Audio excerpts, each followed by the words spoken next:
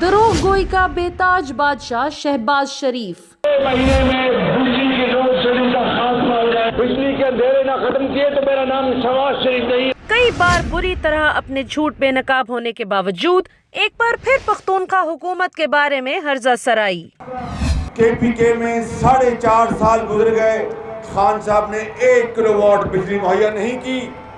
KPK में 1 kilowatt बिजली खान साहब नहीं लगा सके। जबकि हकीकत ये है कि पख्तूनख्वा हुकूमत ने हजारों मेगावाट सस्ती और माहौल दोस्त बिजली के मंसूबों पर काम शुरू करवाया। 356 माइक्रो हाइडल यानी छोटे से पावर प्लांट्स बनाने लगे हैं, जिसका मकसद ये होगा कि छोटे उन इलाकों में खास तौर पे जिधर बिजली या 22 घंटे है नहीं, या वो पहाड़ी इलाके हैं जिधर बिजली पहुंची नहीं है, उन इलाकों के अंदर हम ये माइक्रो हाइडल बनाए, जिस तरह कलाम में बनाया।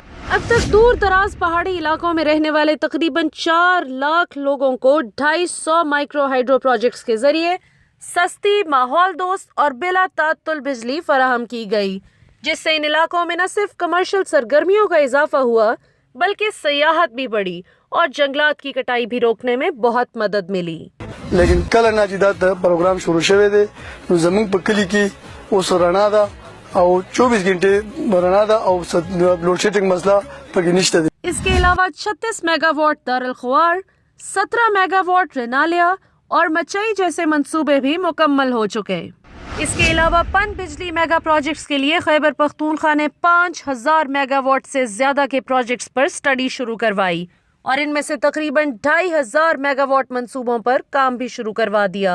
दूसरी तरफ चोरों के टब्बर की हुकूमत है, जिसने सिर्फ अपने कमीशन की खातिर तारीख के महंगे तरीन मुआहिदे करके कोयले के पावर प्लांट्स लगवाने शुरू किए, जिससे न सिर्फ मुआशी और माहौलियाती नुकसान होगा बल्कि कैंसर और सांस की बीमारियां भी फैलेंगी।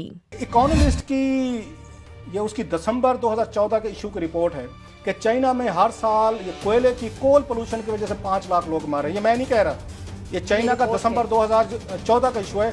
चोरों का ये टब्बर झूठ बोलकर अब अवाम को दोबारा बेवकूफ बनाने निकला है, लेकिन इस बार अवाम इनके झांसे में नहीं आएगी।